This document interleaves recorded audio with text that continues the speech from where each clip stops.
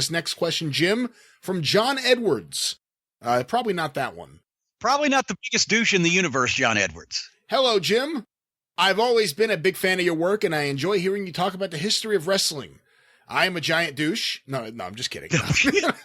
I have been watching some Mid-South wrestling and am interested in hearing your thoughts on General Skandar Akbar.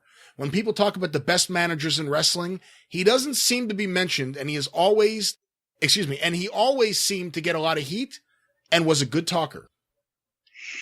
Yes, he was, and he did. I think most of the time people don't mention him because he spent so much of his time really just going back and forth between Mid-South / McGurk territory and Dallas.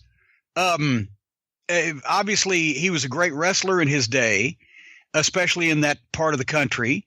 He was a strong son of a gun. He was squat and he was powerful, but I think he was a power lifter and was, a pretty tough guy, legitimately.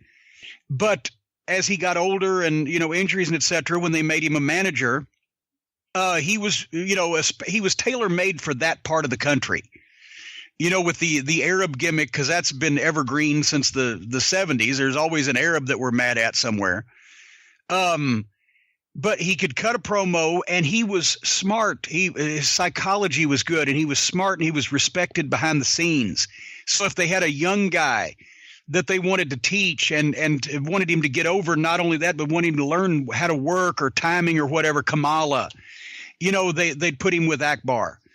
And I think maybe, also the pre-video era, because he was really done on top by 86? Probably 86, 87-ish. That was his last run. So most everything that he did was before video was common, and so people didn't see him a lot. And then they just saw him either in Dallas or Mid-South. And the only thing was, it was kind of one note at that point, because there was certain things he couldn't be a chicken shit, because people knew the Skandar Akbar wasn't a chicken shit. He could get bumped around, but he was as tough or tougher than a lot of the guys he managed. It wasn't like me or Jimmy Hart, where you could get so much heat because, we just can't wait to see the babyface get their hands on him and tear him limb from limb, that pussy, because Akbar wasn't a pussy. So he got a different kind of manager heat, but he did a great job, especially for the territory. And he had been working especially in McGurk's territory since he started in the early 60s or whatever. So he was a mainstay in that part of the country. One of my favorite things Akbar used to do, and Mid-South wrestling in general is a great place for the wrong pronunciation of wrestler names, but Akbar used to call Ted DiBiase when he was mad at him, Ted DiBiase! Teddy DiBiase! Ted DiBiase!